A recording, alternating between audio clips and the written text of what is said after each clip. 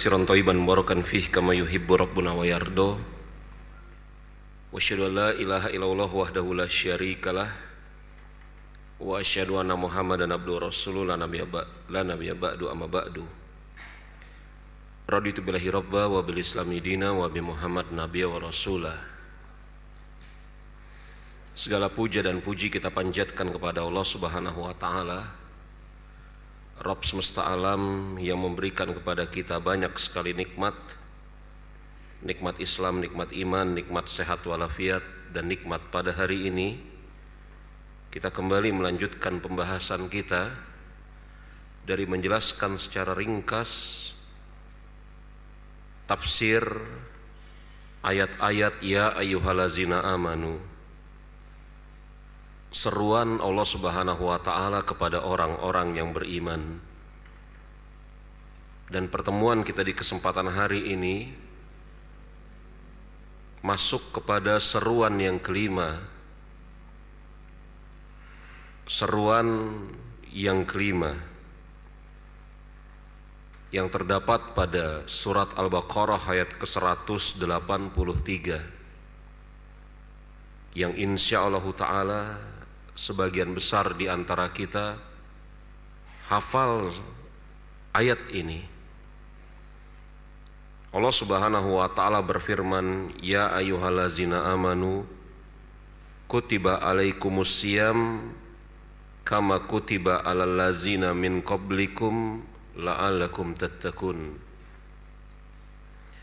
Wahai orang-orang yang beriman, diwajibkan atas kalian berpuasa sebagaimana diwajibkan atas orang-orang sebelum kalian, agar kalian bertakwa. Al-Baqarah ayat ke-183. Allah Subhanahu wa taala mewajibkan orang-orang yang beriman, yakni seluruh kaum muslimin yang telah memenuhi persyaratan dan tidak ada pada dirinya penghalang untuk mengerjakan puasa.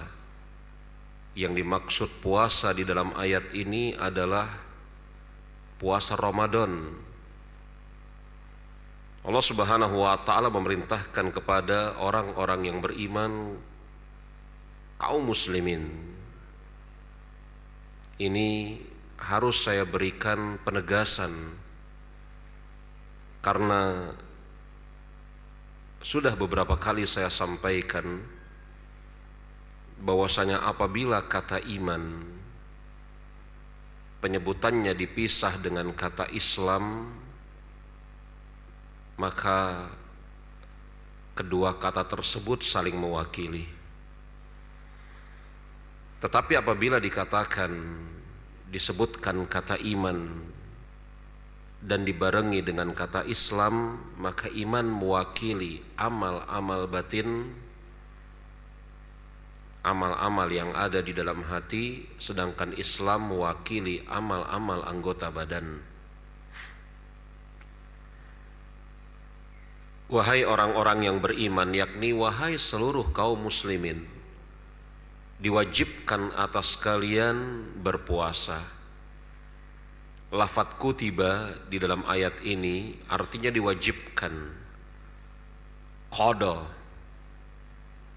ditetapkan atas kalian berpuasa sebagaimana ditetapkan atas orang-orang sebelum kalian, agar kalian bertakwa. Jemaah rahimani wa rahimakumullah, baru kita sampai kepada majelis yang kelima. Maka di sini kita menjumpai akan kebenaran definisi iman yang dikatakan oleh para ulama. Iman adalah keyakinan yang ada di dalam hati. Iman adalah ucapan yang muncul dari lisan, dan iman adalah amal perbuatan anggota badan. Iman adalah keyakinan hati, ucapan lisan, amal anggota badan. Ketika Allah Subhanahu wa taala berfirman, "Ya ayyuhallazina amanu kutiba alaikumusiyam," wahai orang-orang yang beriman, diwajibkan atas kalian berpuasa. Kita maklumi bahwasanya puasa adalah amal anggota badan yang paling dominan. Di dalam ibadah puasa adalah amal anggota badan. Bukan berarti hati dan lisan tidak mengambil peranan di dalamnya.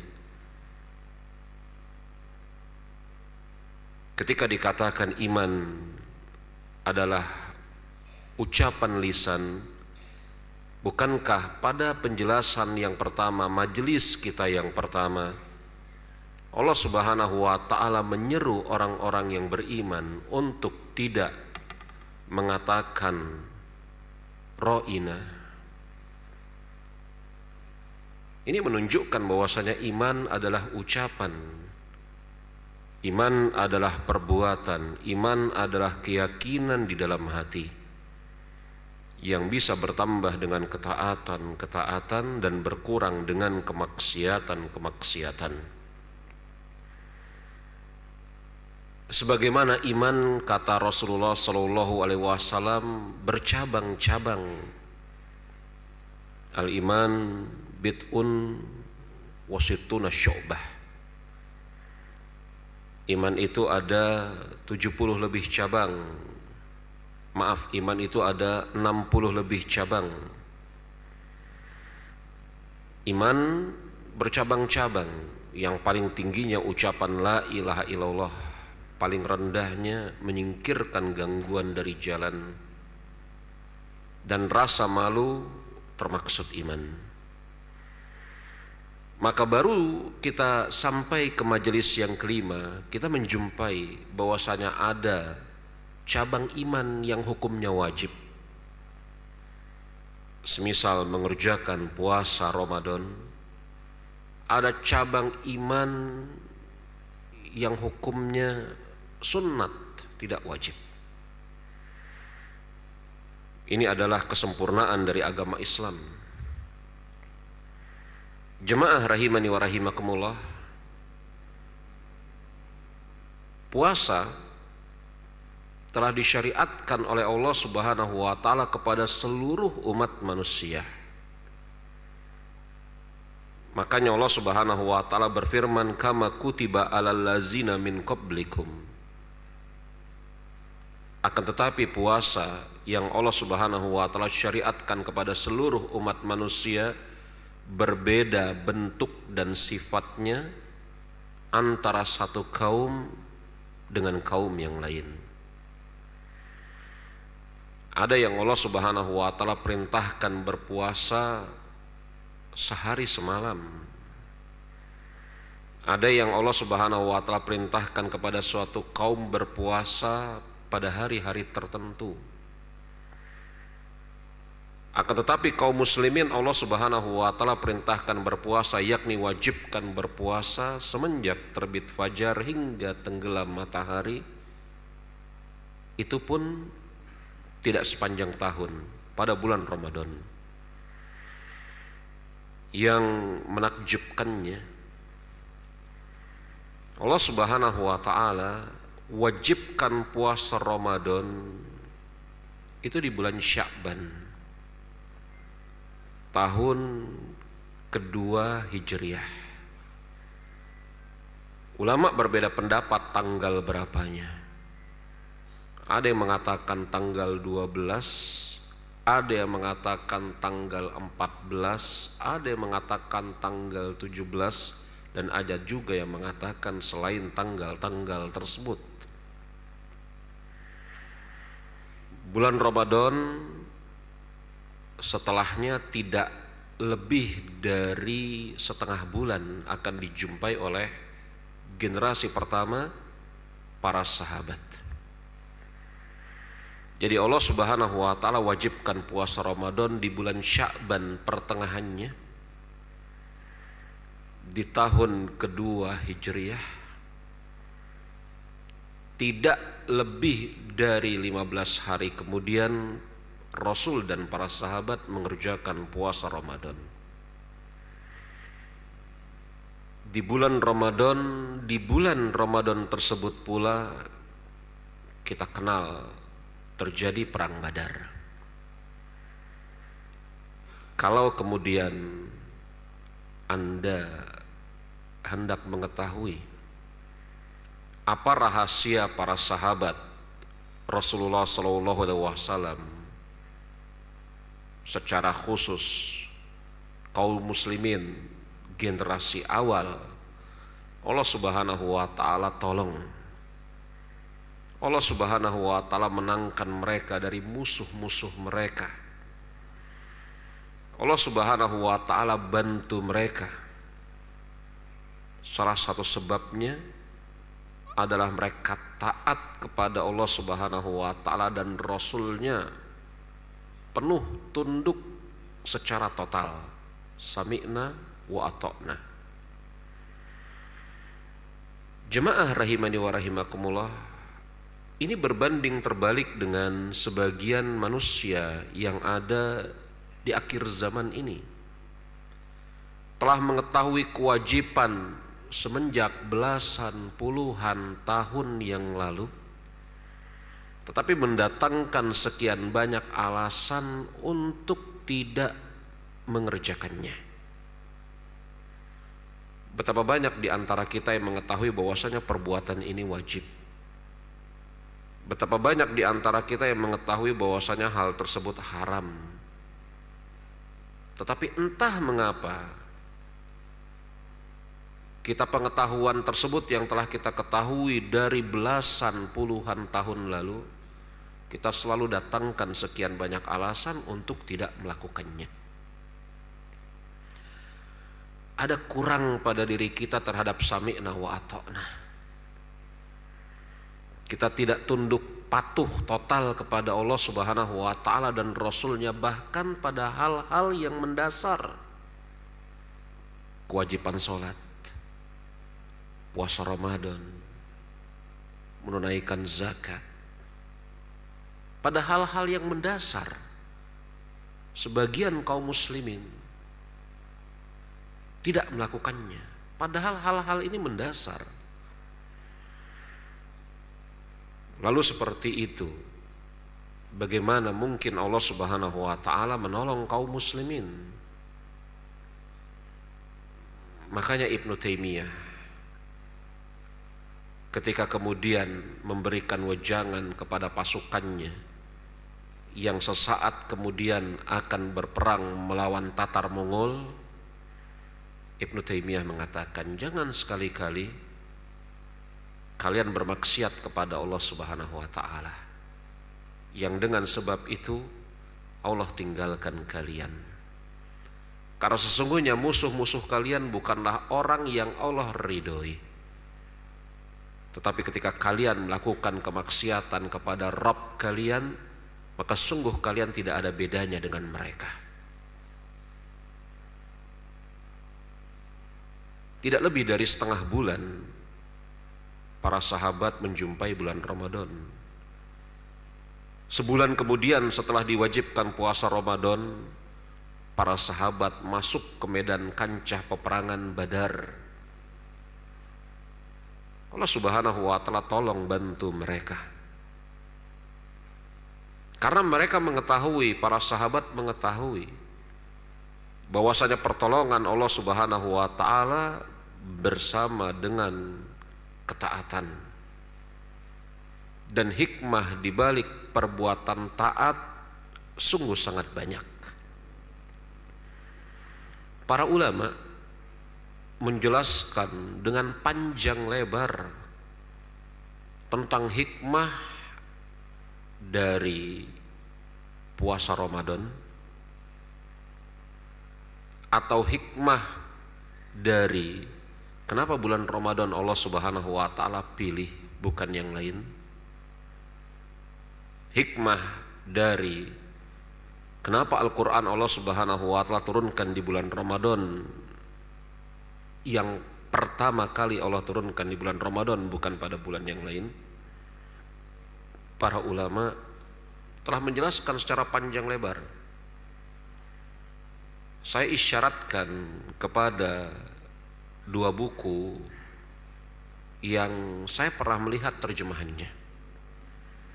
Buku yang pertama berjudul Hikmatut Tasyri', hikmah-hikmah dari disyariatkannya, hikmah-hikmah dari disyariatkannya suatu amal soleh. Buku yang kedua Maqasidus Shiyam, maksud-maksud dari puasa-puasa, yakni hikmah-hikmah dari puasa-puasa. Di antaranya sudah barang tentu jemaah rahimani wa rahimakumullah, ketika Allah Subhanahu wa Ta'ala memerintahkan kaum muslimin untuk berpuasa, bukan hendak menyusahkan mereka, karena Allah Subhanahu wa Ta'ala tidak memerlukan kegembiraan hamba, sebagaimana Allah Subhanahu wa Ta'ala juga tidak memerlukan kesedihan seorang hamba. Dia adalah Al-Ghani, Dia maha kaya, tidak memerlukan apapun juga. Jadi ketika Allah Subhanahu wa Ta'ala mensyariatkan puasa Ramadan bagi kaum muslimin, hikmah-hikmah dan manfaat-manfaatnya akan terpulang kepada mereka. Hikmah yang paling besar yang langsung tampak dalam ayat yang kita baca ini, Allah Subhanahu wa Ta'ala mengatakan agar kalian bertakwa. Maka takwa adalah buah yang diperoleh dari amal soleh, di antaranya puasa Ramadan. Anda bisa lihat banyak sekali ayat di dalam Al-Quranul Karim. Di awalnya Allah Subhanahu wa Ta'ala memerintahkan untuk mengerjakan amal soleh, atau di awalnya Allah Subhanahu wa Ta'ala melarang untuk mengerjakan keburukan-keburukan. Kemudian setelah itu Allah Subhanahu wa Ta'ala tutup dengan lafaz la'allakum tattaqun, agar kalian bertakwa. Anda akan jumpai sekian banyak ayat yang seperti ini. Entah di awalnya perintah Allah Subhanahu wa Ta'ala agar seorang muslim mengerjakan kebaikan, amal soleh, atau perintah agar seorang muslim meninggalkan keburukan, kemaksiatan, dan ditutup dengan agar kalian bertakwa. Apa sih yang bisa kita petik dari kesamaan susunan ayat yang seperti ini?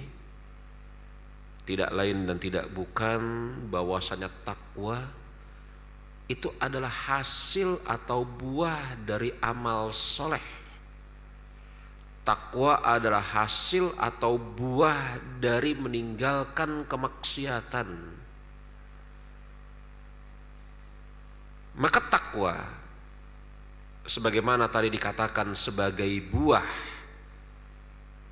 bukan dicari, tetapi dia adalah hasil dari mengerjakan kebaikan, hasil dari meninggalkan keburukan.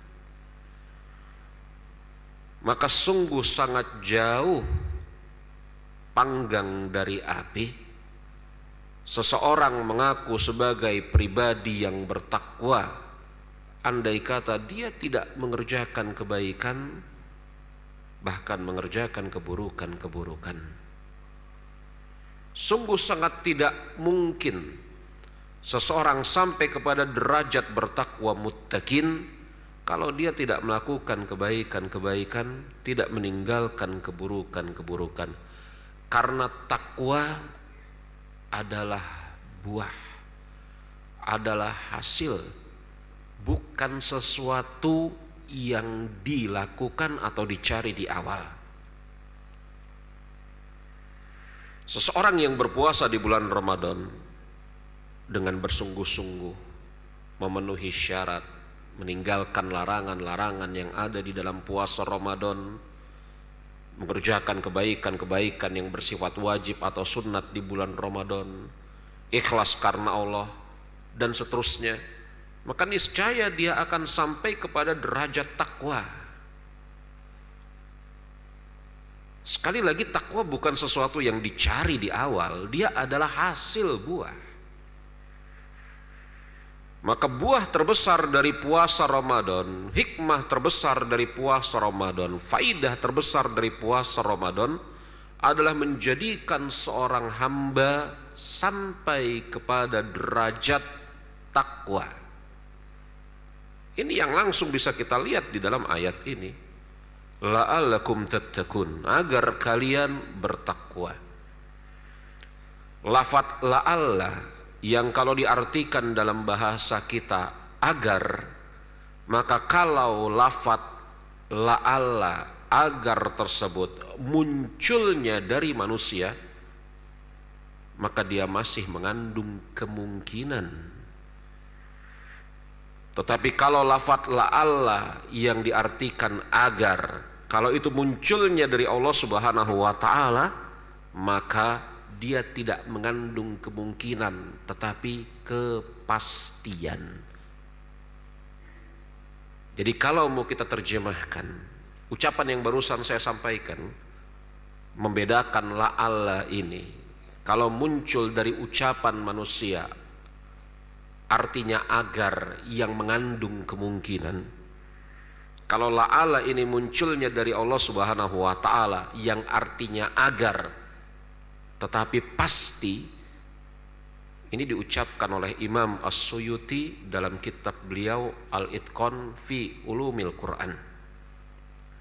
Jadi kalau mau kita terjemahkan ayat ini, diwajibkan atas kalian berpuasa sebagaimana telah diwajibkan kepada orang-orang sebelum kalian, agar dalam kurung pasti kalian akan mencapai derajat muttaqin, bertakwa. Kalau puasanya sebagaimana yang saya katakan tadi, memenuhi syarat dan menghilangkan hal-hal yang bisa mencederai, menodainya. Puasa memiliki sekian banyak aspek ditinjau dari sisi kesehatan. Bahwasanya Nabi kita Nabi Muhammad alaihi salatu wassalam pernah mewasiatkan agar kemudian jangan sampai perut seseorang itu seluruhnya diisi makanan atau seluruhnya diisi minuman. Sepertiga makanan, sepertiga minuman, dan sepertiga itu untuk nafas. Bahkan kata Abdullah bin Mas'ud radhiyallahu anhu, seburuk-buruk bejana yang ada di muka bumi ini adalah perut. Seburuk-buruk bejana yang ada di muka bumi ini perut. Maka seorang muslim ketika dia berpuasa, dia mengatur agar kemudian perutnya tidak diisi penuh. Ada waktu-waktu tertentu yang dengan sebab itu diberi jeda. Bahkan jemaah rahimani wa rahimakumullah, disebutkan, Anda bisa lihat di halaman ke-76, dalam ilmu kedokteran modern pun telah disebutkan oleh Dr. Alexis Carrel, salah seorang pemenang Nobel di bidang kedokteran. Pada dasarnya seluruh agama menyeru manusia kepada kewajiban berpuasa. Seperti yang saya katakan tadi, jika pada mulanya terjadi rasa lapar dan terkadang terjadi kekeringan, Lalu rasa seperti itu mengakibatkan tubuh menjadi lemas, akan tetapi di sana ada fenomena tersembunyi yang jauh lebih penting dari itu. Karena gula hati akan bergerak. Seiring dengan hal itu lemak yang menggumpal di bawah kulit, protein yang terdapat dalam otot, sel-sel hati juga akan bergerak, dan seluruh anggota tubuh akan mengorbankan materi-materi yang mereka miliki demi menjaga kestabilan tubuh. Terkadang jemaah, betapa banyak kemudian kita jumpai gula darah kita ini tinggi, belum lagi lemak, belum lagi ini dan itu. Kalau diukur darah kita ini, lemaknya, lipidnya tinggi, gula darahnya tinggi, segala macam semuanya serba tinggi, serba plus. Maka jemaah rahimani wa rahimakumullah, ketika seseorang berpuasa, betul akan terjadi kelemasan. Tetapi ini fenomena yang sementara. Karena apa? Tubuh ini akan secara otomatis berusaha menghilangkan gangguan tersebut. Maka akan dibakarlah berbagai macam cadangan lemak, gula darah, dan yang semisalnya. Maka puasa sungguh sangat bagus.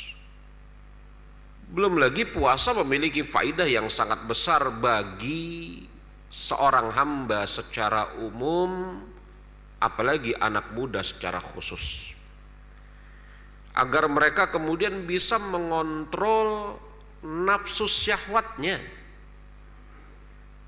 Bukankah telah kita sebutkan berulang kali bahwasanya sumber kerusakan manusia ini itu ada pada dua hal, nafsu syahwat dan yang ada di atasnya, perut.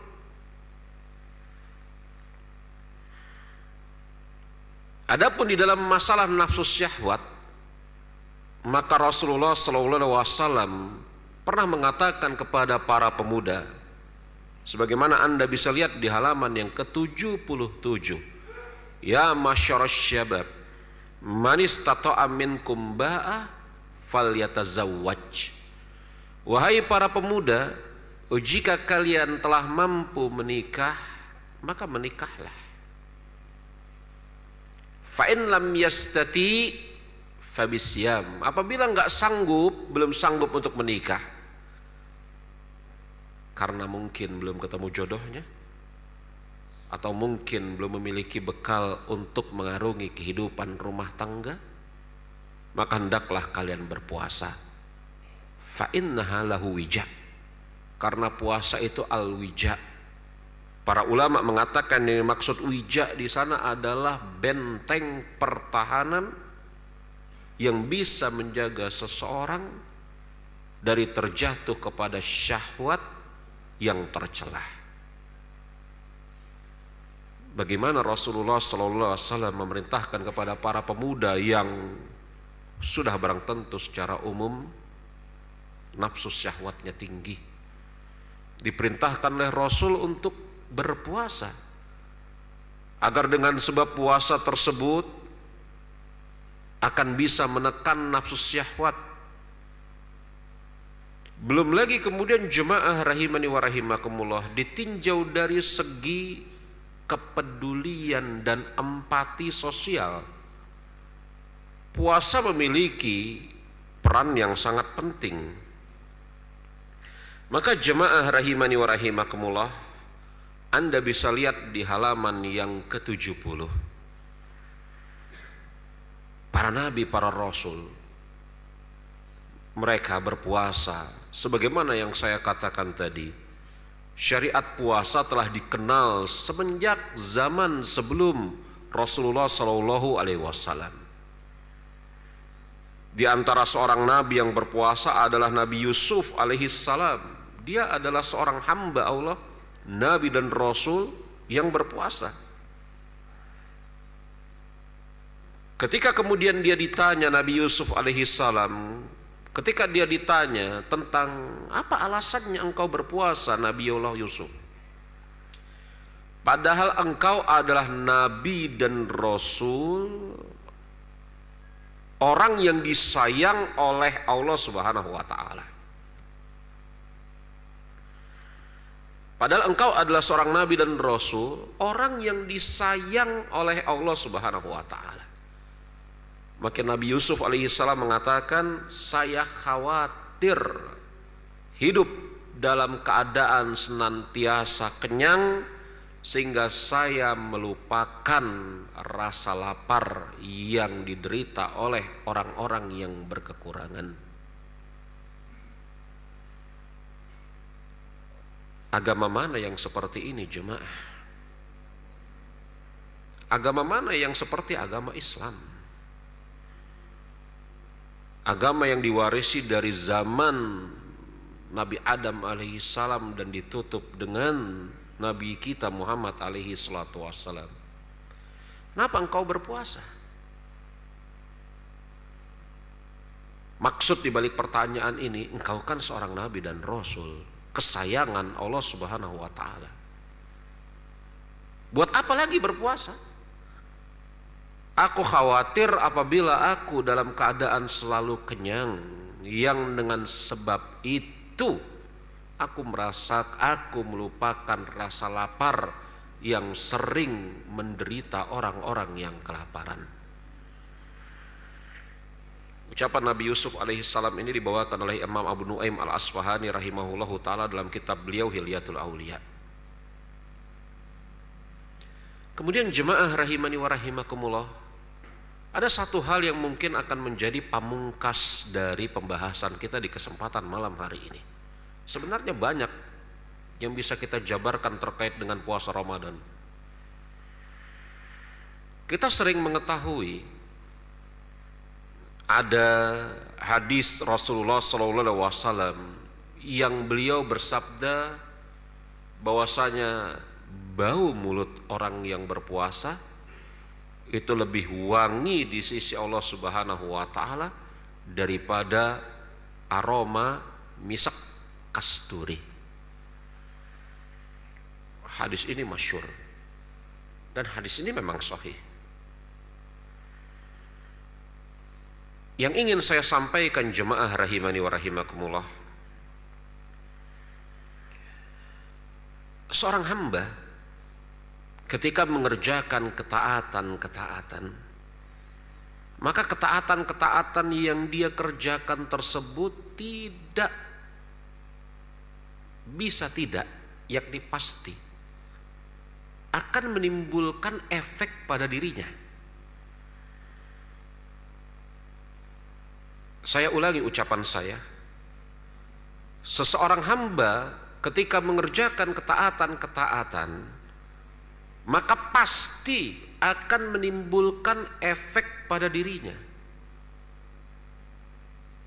Efek kelelahan diantaranya. Anda yang pernah iktikaf, zon saya, prasangka baik saya, bapak-bapak di sini hampir semuanya pernah iktikaf.